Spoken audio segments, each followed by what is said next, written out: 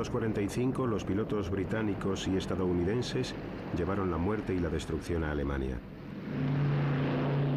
En 1948 volaban otra vez rumbo a Berlín.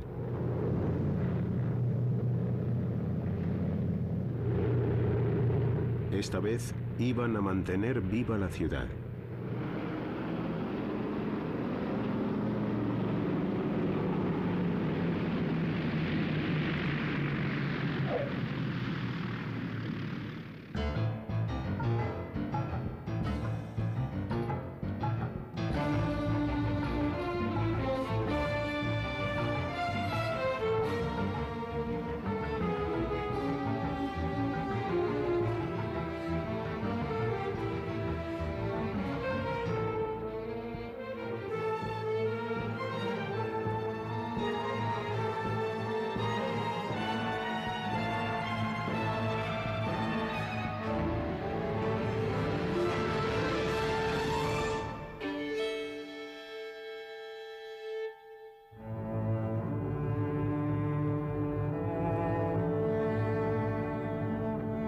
En 1945 los berlineses eran un pueblo derrotado.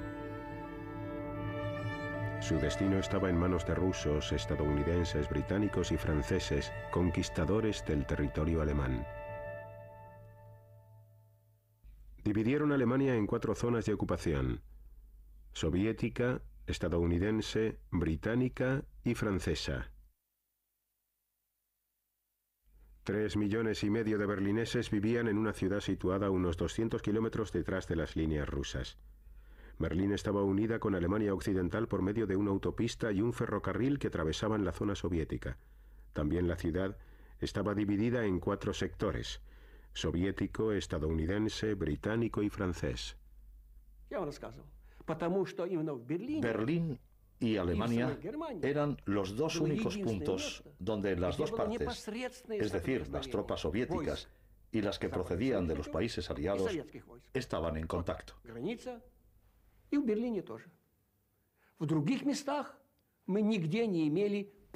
En otros lugares no existía contacto alguno entre las dos fuerzas armadas. Y ese fue uno de los motivos por los que Berlín se convirtió en un campo de batalla de la Guerra Fría. Durante años, la existencia de los berlineses había sido muy precaria. Los alimentos escaseaban y la moneda carecía de valor. El mercado negro era el rey. Utilizábamos todo tipo de productos para hacer trueques. Si un fumador recibía cigarrillos con su tarjeta de racionamiento, los cogía gustoso porque luego podía cambiarlos por algo más útil. Naturalmente, todos lo hacíamos. Los cigarrillos eran nuestra moneda. El mercado negro era lo único que nos mantenía con vida. El secretario de Asuntos Exteriores británico, Ernest Bevin, tenía un plan para Alemania. No le gustaban los alemanes, pero creía que la recuperación europea dependía de ellos. We have to try and recreate Germany on a democratic basis, give her a chance to live, at the same time, make sure that the security of the rest of Europe is preserved and that aggression cannot take place again. Maniobras militares soviéticas cerca de Berlín. En 1948 ya hacía mucho que se había terminado la idílica relación que una vez existió entre los aliados. Los soviéticos querían una Alemania débil y sometida al control de las 4 potencias. Estados Unidos, Gran Bretaña y Francia planeaban secretamente un nuevo Estado alemán en sus zonas de ocupación. Los espías comunicaron este proyecto al gobernador militar soviético Marshal Vasily Sokolovsky. Nos reunió a todos y leyó en voz alta un informe del Departamento de Inteligencia. Según este documento, en Londres estaba teniendo lugar una conferencia sobre Alemania. Leyó todos los temas que se tocaron en la citada reunión. Sir Brian Robertson, el gobernador militar británico, y su homólogo estadounidense, el general Lucius Clay, eran los encargados de poner en práctica los planes occidentales. El general Clay era el hombre más trabajador que he conocido. Jamás se iba de vacaciones y se saltaba el desayuno porque lo consideraba una pérdida de tiempo. En su lugar se tomaba unos 20 cafés y se fumaba 2 paquetes de tabaco al día. Lo que más me impresionó de él fue su extraordinaria habilidad para asimilar cuestiones especialmente complicadas que quedaban fuera del marco de su experiencia.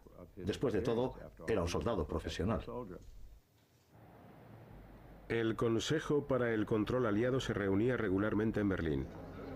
Por lo general, los procedimientos seguían unas pautas muy previsibles. El general estadounidense Clay y sus colegas europeos intercambiaban información rutinaria con sus homólogos soviéticos. Pero el 20 de marzo de 1948, Sokolovsky exigió más. Se expresó con mucho tacto y educación. Estuvo muy moderado, comedido. Dijo: ¿sería tan amable de ponernos al corriente sobre lo que ha sucedido en la reunión de Londres? Clay le respondió que no se trataría ese tema. Entonces Sokolovsky le preguntó de qué servía tener un consejo de control si no nos iban a contar de qué se había hablado en Londres, si nos ocultaban todos los asuntos referentes a Alemania. ¿Tenemos o no tenemos un consejo de control? Entonces los rusos se levantaron. Había unos 5 o 6 a su derecha y a su izquierda. Y se levantaron y abandonaron la sala antes de tiempo, porque habitualmente el final de la reunión se señalaba de modo muy profesional. El general se limitó a pedir que todo el mundo permaneciera en su sitio porque la reunión aún no había terminado. Los antiguos aliados comenzaron a provocarse mutuamente. Occidente no tenía intención de moverse de Berlín, pero sabían que los soviéticos querían que se marcharan. Temían que Stalin se arriesgara a recurrir a una guerra para conseguir su objetivo.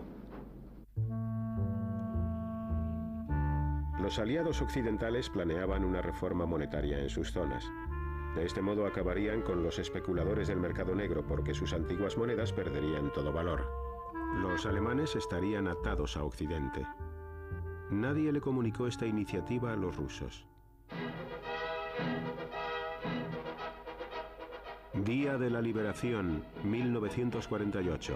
En la zona soviética, Stalin había unido los partidos comunista y socialista. La nueva agrupación, el Partido Socialista Unificado, se echó a la calle para demostrar su fuerza. Incluso había algún ataque contra Winston Churchill. El verdadero objetivo de los manifestantes era el ayuntamiento, en alemán Magistrat, que pretendía gobernar a todo Berlín con las directrices occidentales.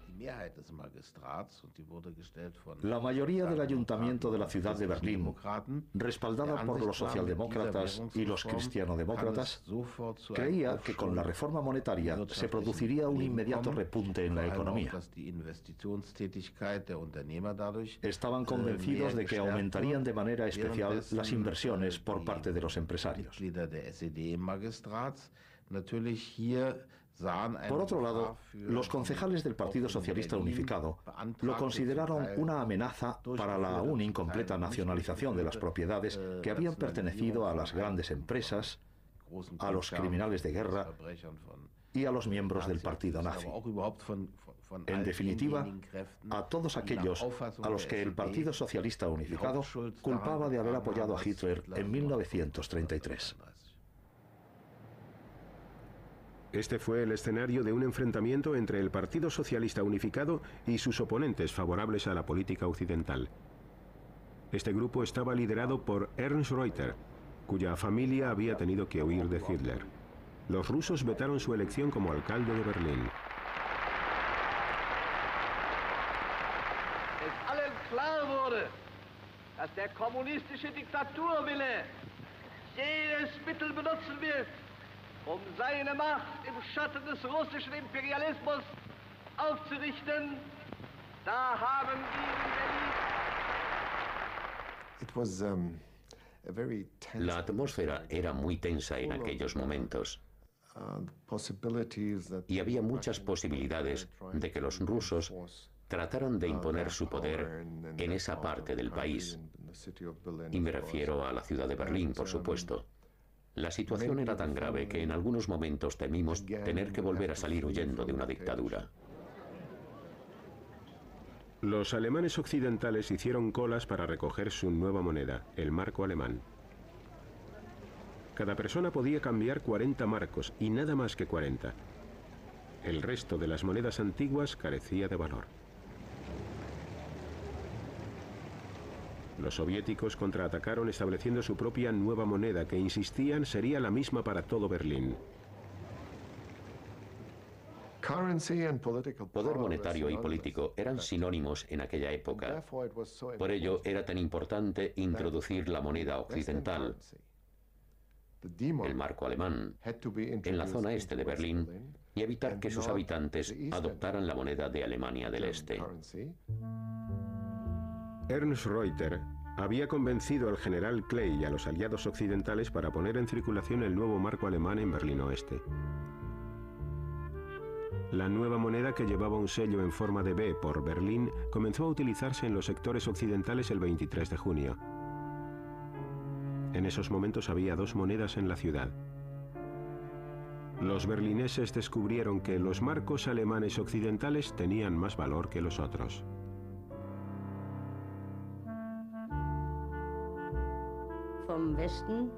Muchos habitantes de la zona oeste de Berlín se desplazaban con frecuencia a Berlín Este y, por supuesto, compraban todo lo que podían. Los marcos de los orientales y los occidentales, por llamarlos de alguna manera, estaban por lo general 1 a 5 o incluso a 7, es decir, que cada marco occidental equivalía a 5 o 7 marcos orientales. Más tarde, averiguamos que, al menos en Berlín, las ventas habían sido totales. La introducción de una nueva moneda en la zona oeste de Berlín enfureció a los soviéticos, que se reunieron para discutir cuál sería su siguiente paso. Sokolovsky cogió el teléfono especial y llamó a Molotov. Le dijo: estamos discutiendo este asunto. ¿Qué vamos a hacer? Todos comprendimos la gravedad de la situación. Molotov respondió: no estarás planeando llevar los tanques a las calles, ¿verdad? Sokolovsky dijo: no, a las calles no, pero lo situaré algo más cerca de Berlín. No hagas eso, dijo Molotov. Esperemos un poco. Si utilizas los tanques, te acusarán de intentar apoderarte de Berlín, y ellos, a su vez, enviarán sus tanques. Es mejor resolver este problema por la vía diplomática.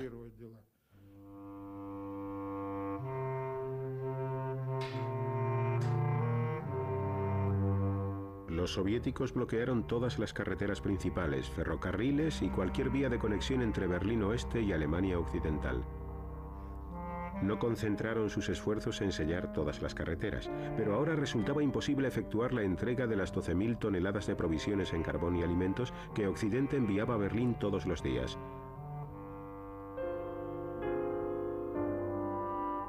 Los soviéticos cortaron el abastecimiento de electricidad a las fábricas y oficinas. Los berlineses de la zona occidental poco podían hacer al respecto, pues la Unión Soviética había desmantelado para indemnizaciones la única central eléctrica de la zona.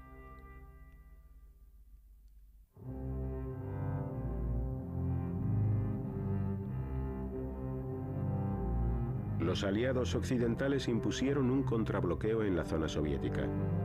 Los trabajadores de todo Berlín tuvieron que hacer frente al desempleo y a las privaciones. En primer lugar, fue un golpe terrible. No importaba a dónde fueras, todo el mundo se preguntaba: Dios mío, ¿qué será de nosotros? El objetivo de Stalin estaba muy claro. Pretendía obligar a los aliados occidentales a cambiar sus políticas o a retirarse de Berlín. En 1945 los aliados occidentales habían elaborado un acuerdo por escrito con los soviéticos. Los aviones podrían volar por 3 pasillos aéreos de 30 kilómetros de ancho que conducían a los 2 aeródromos de Berlín, Tempelhof y Gatow. Los hidroaviones también podían amerizar en el lago Havel. Los británicos respondieron al desafío lanzado. Planearon un puente aéreo para llevar provisiones a la zona y el secretario de Asuntos Exteriores, Bevin, respaldó la idea. The physical suffering of 2.5 million people in Berlin to try and influence the Allies, the Western powers, in their treatment of the Germans, and to try to force us out, is one which we are unable to accept. El general Clay, comandante estadounidense, no creía que el plan del puente aéreo funcionara. Quería probar la determinación soviética enviando un convoy armado que atravesara el bloqueo. Aunque a regañadientes llegó a un acuerdo con Ernst Reuter para poner en práctica el plan. Clay dijo que esto entrañaría muchas dificultades, sin mencionar lo poco que podríamos hacerles llegar al principio. Y le preguntó sin rodeos a Reuter, ¿crees que los berlineses podrán soportarlo? A lo que Reuter respondió tranquilamente, tú ocúpate de los aviones, que yo me ocuparé de los berlineses. Y Clay dijo, con eso es suficiente. Llamó al general LeMay y le dijo, general, vamos a lanzar carbón sobre Berlín. ¿Carbón? Se sorprendió el general LeMay. Sí, dijo, vamos a mantener viva esa ciudad. Los aviones comenzaron a sobrevolar Berlín a finales de junio. Los estadounidenses lo llamaron Operación Víveres y los británicos Plain Fare. Los aviones tenían que entregar 2.000 toneladas de provisiones al día. Sin ellas, los berlineses de la zona occidental no podrían sobrevivir. Solo les quedaba carbón para 45 días y comida para 36.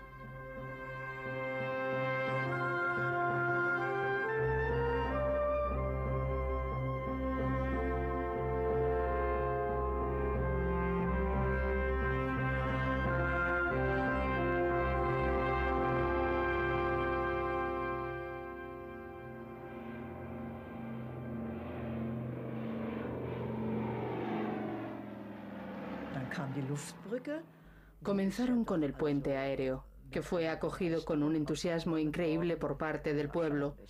Confiaban en él. Fue realmente extraordinario. La gente pensaba, ¿por qué no va a funcionar? Ya habían lanzado bombas sobre Berlín. ¿Por qué no iban a ser capaces de lanzar patatas?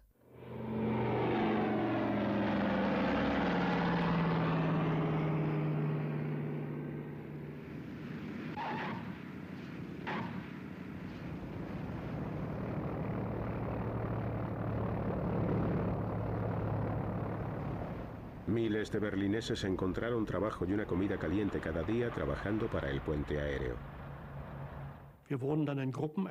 Nos dividimos en grupos de trabajo controlados por un supervisor estadounidense. Uno a uno los grupos se encargaban de recibir a los aviones a medida que estos iban llegando. Id al siguiente avión.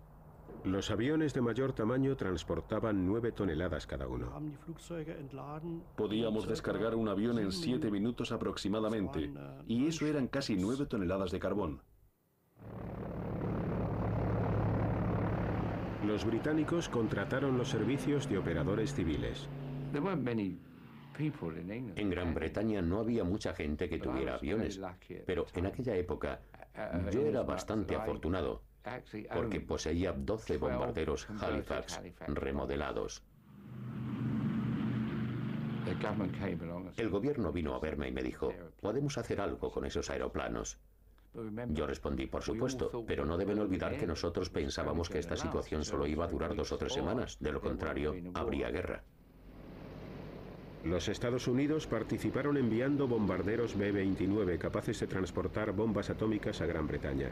A este movimiento se le dio una gran publicidad. These are the men whose nerve-wracking job it may be to fight their way through weather and red obstruction. So grave is the crisis that General Clay is recalled to Washington to report on the situation. He is greeted by Secretary of the Army Royal and then is welcomed by Chief of Staff Omar Bradley. On his shoulders may rest the responsibility for peace or war, and the Commander-in-Chief at the White House awaits his appraisal of the most explosive situation yet in the struggle between East and West. Clay solicitó una vez más que se le permitiera enfrentarse a los soviéticos con un convoy armado.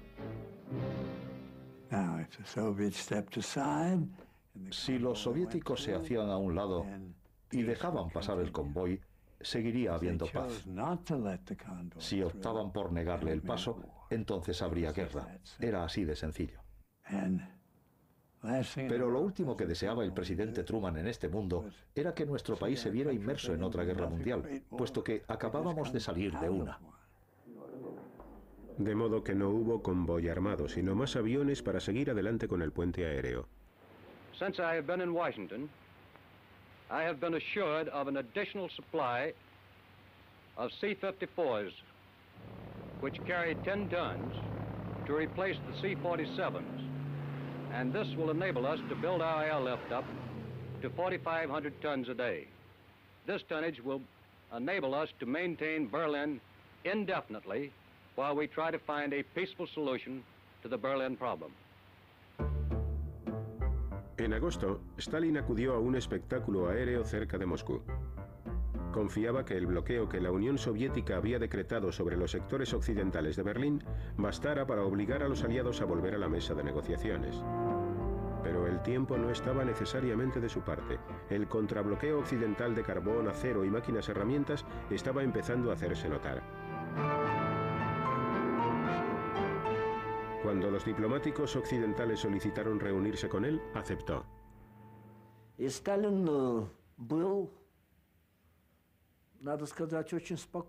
Stalin estaba muy tranquilo. No caminaba por la habitación como solía hacer.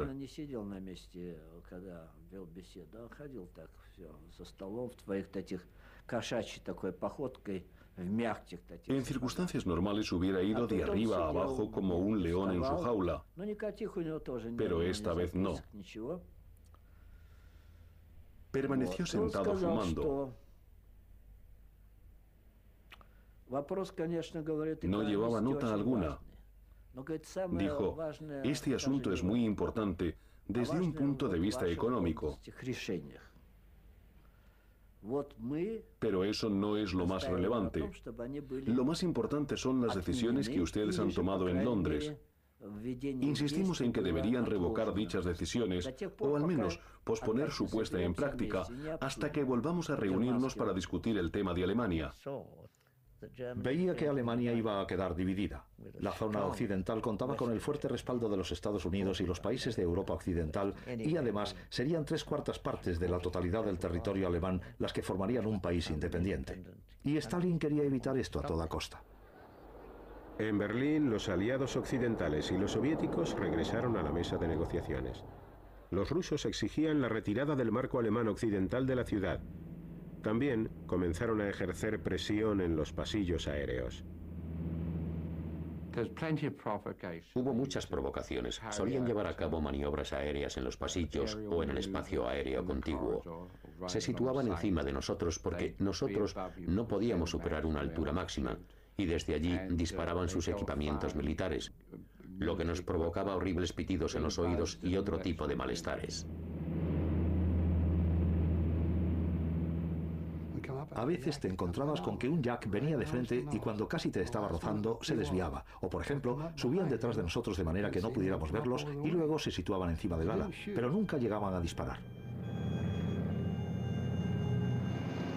El mal tiempo provocó retrasos e incidentes. Con este sistema no se conseguía llevar toda la comida necesaria y los berlineses no habían podido almacenar prácticamente nada de carbón para el duro invierno que se avecinaba.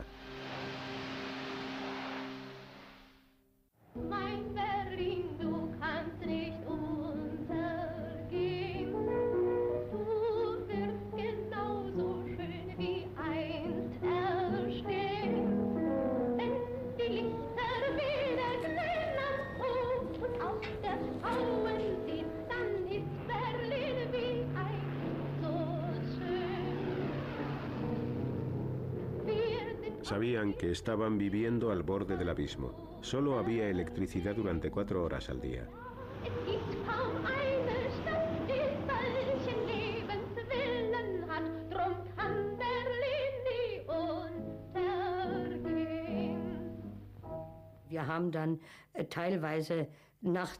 Hacíamos la colada por las noches.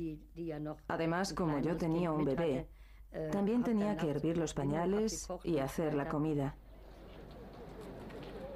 Si no teníamos plancha eléctrica, íbamos a casa de una vecina y planchábamos juntas. Siempre ocurre lo mismo en los malos tiempos. Las personas se unen para lo bueno y también hacen frente juntas en las adversidades. El bloqueo soviético no evitó que los berlineses se movieran libremente dentro de la ciudad. El sector oriental, situado al otro lado de la puerta de Brandenburgo, podía resultar muy atractivo. Yo iba muy a menudo a Berlín Este. Si querías salir, tenías que ir al sector oriental. Allí había salones de baile, música e iluminación eléctrica. Las habitaciones tenían calefacción y prevalecían las condiciones normales en tiempos de paz.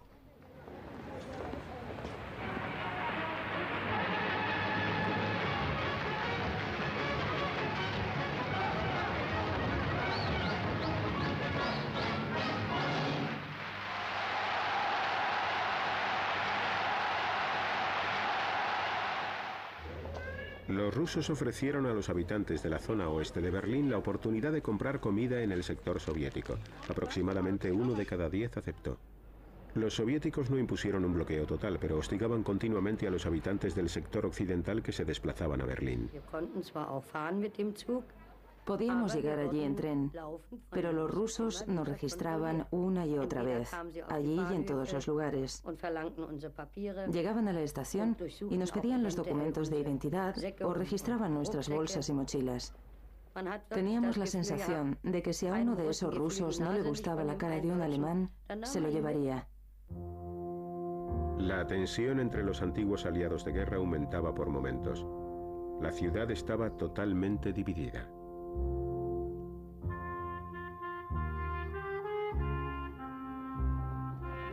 El 6 de septiembre, un grupo de activistas encabezado por comunistas se reunió en un pleno del ayuntamiento en Berlín Este. Estaban buscando problemas.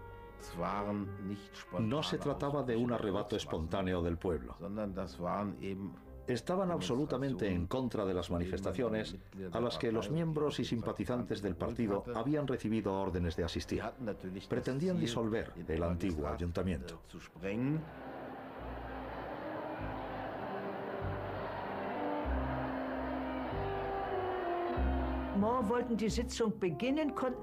Queríamos comenzar la sesión, pero el orador Schur no podía hacerlo, porque los grupos de comunistas se habían ocupado de estar allí. Comenzamos a correr la voz. No podíamos trabajar allí. Algunas personas ya habían sido golpeadas, por lo tanto, tuvimos que marcharnos. Los concejales celebraron la reunión del ayuntamiento en la seguridad de Berlín Oeste. Con ellos estaba Ernst Reuter, que hizo un llamamiento a todos los berlineses y les pidió que se reunieran en el Reichstag para protestar. La radio del sector estadounidense difundió la noticia. Como carecíamos de energía eléctrica, teníamos coches con altavoces que se paseaban por las calles varias veces al día dando las noticias. Un actor muy bueno se encargaba de grabar las cintas. Berliner und Berlinerinnen, Ihre Stadt ist in Gefahr, your city is in danger. Berlineses y berlinesas, vuestra ciudad está en peligro. Los ciudadanos acudieron a la cita, se congregaron cientos y cientos de personas ante el Reichstag. El pueblo de Berlín ofreció una demostración de unidad.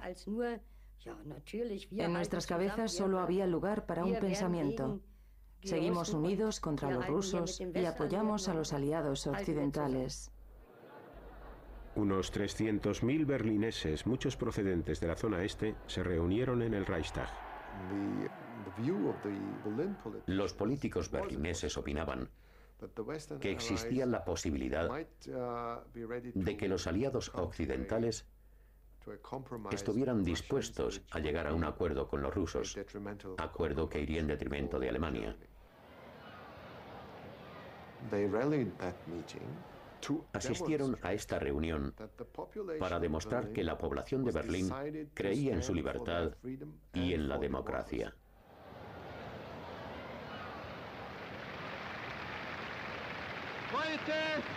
Heute ist der Tag, an dem nicht Diplomaten und Generäle reden und verhandeln. Heute ist der Tag, wo das Volk von Berlin seine Stimme erhebt. Ihr Völker in Amerika, in England, in Frankreich, in Italien, schaut auf diese Stadt und erkennt, dass ihr diese Stadt und dieses Volk nicht preisgeben dürft, nicht preisgeben könnt.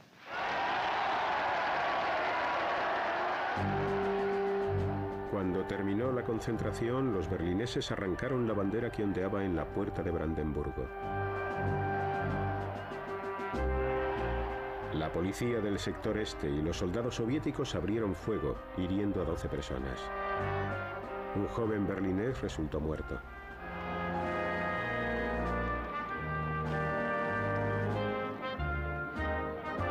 Y el día aún no había terminado. Una delegación se presentó en el Consejo de Control Aliado, donde existían temores de que se estuviera perfilando un enfrentamiento con Stalin por causa de la retirada del marco alemán occidental de Berlín. Los aliados captaron el mensaje. El marco alemán occidental seguiría circulando. Rhine-Main Field was busier than ever this week as airlift traffic was suddenly bolstered by fresh squadrons. Here a group of valiant young pilots talk over the day's operations.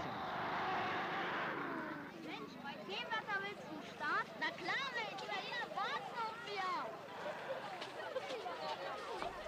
El bloqueo y el puente aéreo siguieron funcionando. Llevábamos de todo, material médico, tinta para la imprenta, etcétera, pero sobre todo carbón. Y el transporte de esta materia era un problema porque la carbonilla llegaba a los cables de control, de modo que resultaba muy difícil dominar el aparato. Para evitarlo, volábamos con las trampillas de escape de la parte trasera abiertas y así el aire se llevaba la carbonilla.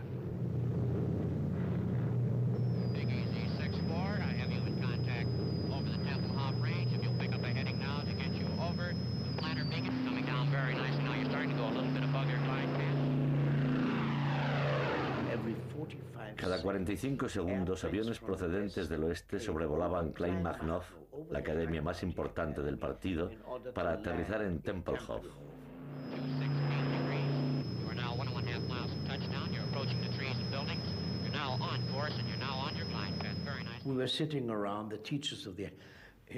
Estábamos sentados con los profesores del departamento de historia y entonces comentaron: los estadounidenses comprenden el materialismo histórico mejor que nosotros. Nos quedamos mirándoles. ¿El materialismo histórico mejor que nosotros? Sí, entienden que debe existir una base de alimentación y ayuda antes de empezar la educación de un partido. Los estadounidenses comprenden la esencia del materialismo histórico. Los pilotos del puente aéreo podían realizar 3 misiones cada día. Un piloto norteamericano se llevó su propia cámara de 8 milímetros. Regresé a Berlín para grabar esta película desde dentro de las alambradas. Los chicos se acercaron desde su lado de los alambres, miraron mi uniforme y empezaron a hablar conmigo. ¿Cuántos sacos de harina tienes? ¿Qué vais a traer mañana? Enseguida dejaron el tema de la harina y pasaron al de la libertad. Mira, me dijeron, algún día tendremos lo suficiente para comer. Bastará con que nos traigas un poco. No nos abandones cuando haga mal tiempo. Con eso tendremos suficiente. Pero si perdemos nuestra libertad, nunca la recuperaremos. Esos chicos de edades comprendidas entre los 8 y los 14 años me impresionaron por su madurez y porque comprendían lo que era realmente importante. Halvorsen prometió a los chicos que regresaría con chicles y chocolate y que se los lanzaría desde el avión en pequeños paracaídas. Era increíble la cantidad de cosas que traían en sus aviones. Aún recuerdo que mi hijo pequeño estaba allí cuando los soldados estadounidenses lanzaron caramelos, chicles y chocolate en diminutos paracaídas.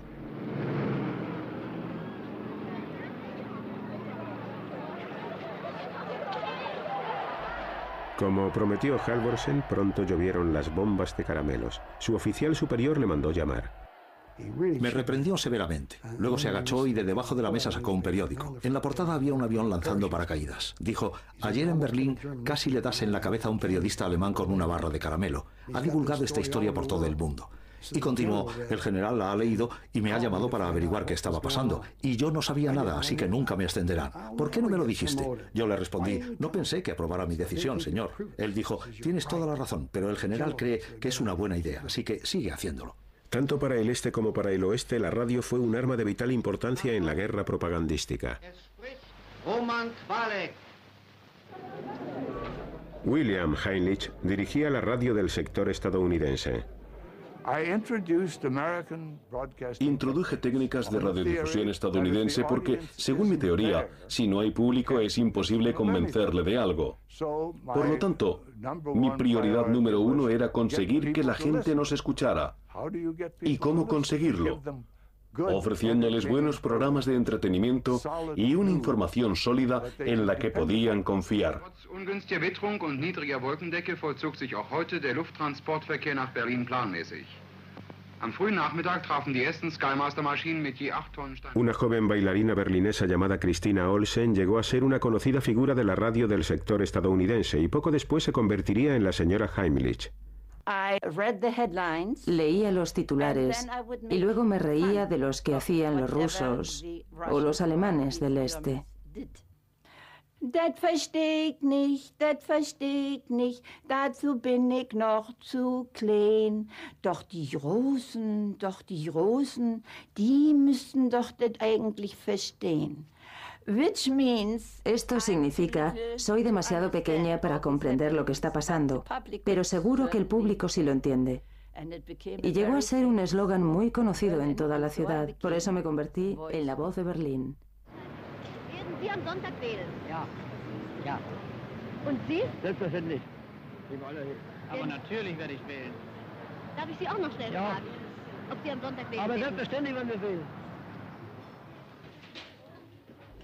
En diciembre de 1948, los berlineses de la zona oeste votaron para elegir una nueva alcaldía que gobernara su parte de la ciudad. El Partido Socialista Unificado, que dominaba el antiguo ayuntamiento en el sector soviético, boicoteó las elecciones. Por el momento éramos una ciudad dividida. No podíamos hacer nada al respecto. Nuestra supervivencia dependía de que consolidáramos unos lazos fuertes con la Alemania del Este. Ernst Reuter era el alcalde y Luise Schroeder su segunda, pero solo en la mitad de Berlín.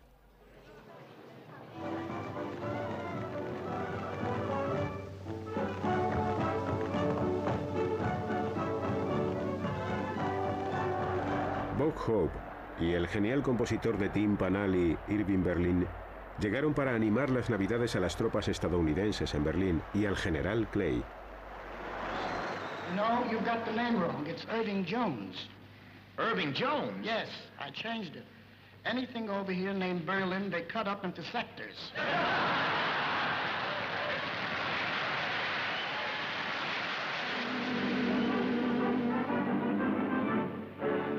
Long ago, a group we called the Air Corps helped win the war and took a bow.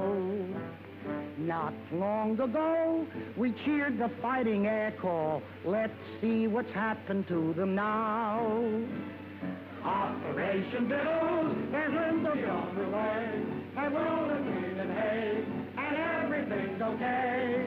Operation Biddles, as in the night we go, we won't forget to blow against the ones that show. La Operación Víveres, nombre en clave que utilizaban los estadounidenses para referirse al puente aéreo, por fin estaba funcionando gracias a un invierno desacostumbradamente suave. En la Pascua de 1949 se alcanzó la mayor cifra de toneladas transportadas en 24 horas, 13.000. El arriesgado plan había salido bien. Berlín podía ser abastecida indefinidamente por vía aérea. Vivíamos en Karlshorst y podíamos oír el ruido de los aviones que traían todo tipo de mercancías, desde chocolate hasta regalos de Navidad. No podíamos competir con eso. Nosotros éramos pobres y Occidente era rico. La idea del bloqueo había sido una locura y por supuesto estaba destinada al fracaso.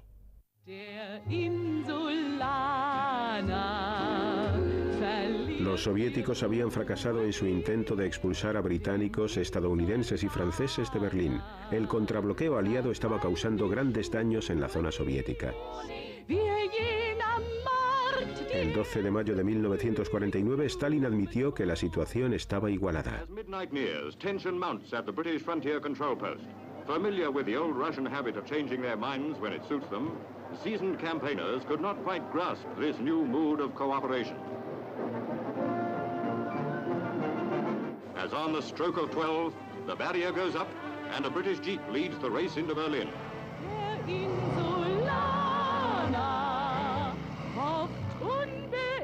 Muchas personas creyeron que el final del bloqueo de Berlín lo sería también de la Guerra Fría.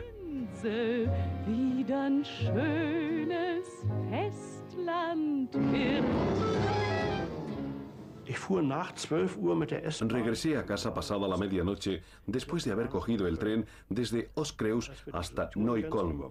Cuando cruzamos la frontera entre los dos sectores, todo estaba iluminado. Era como un sueño. Era pura alegría, nada más. Lo habíamos conseguido. El plan había funcionado en el oeste. Era algo muy importante. Occidente había ganado. Para el general Clay había llegado el momento de regresar a casa. Tras un desfile de despedida, hizo una visita final a Berlín. Entonces me pidió que le acompañara a la ceremonia de despedida final que tendría lugar en el ayuntamiento. Adenauer y los oficiales alemanes más importantes estaban allí. Fue una ceremonia realmente impresionante. Y como suele suceder, nadie había pensado en poner un micrófono independiente para el orador. Esto ya me había ocurrido hace tiempo y significaba que cuando me llegara el turno de hablar, tendría que acercarme al general Clay para usar el micrófono.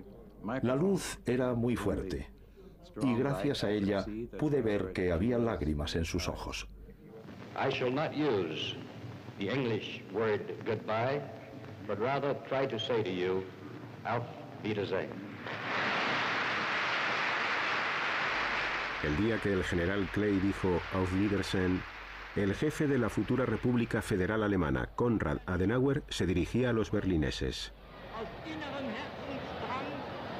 Und erfüllt von tiefer Dankbarkeit für euren Kampf, für euer Leid, für eure Geduld, die jetzt zum Siege geführt hat.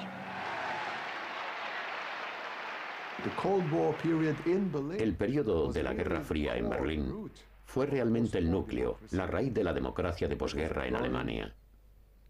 La gente cada vez estaba más convencida de que, después de todo, los alemanes podían estar satisfechos de adoptar la democracia como forma de vida y de formar parte del mundo occidental.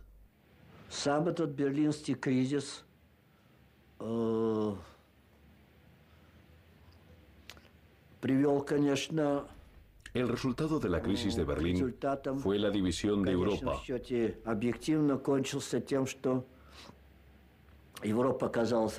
Ya se había constituido el gobierno en Alemania Occidental y 2 semanas más tarde, en nuestro sector, nació la República Democrática Alemana.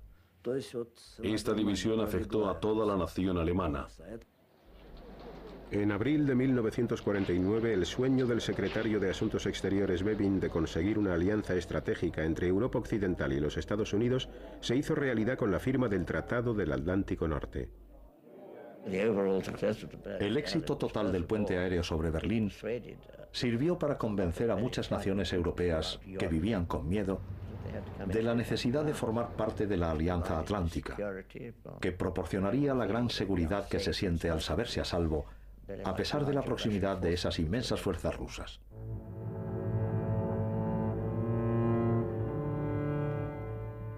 ...29 de agosto de 1949... los soviéticos detonan su primera bomba atómica. El monopolio nuclear de los Estados Unidos había finalizado. El mundo se encontraba en medio de dos superpotencias que competían entre sí, y en pleno centro se encontraba una Alemania dividida y una ciudad, Berlín, también dividida.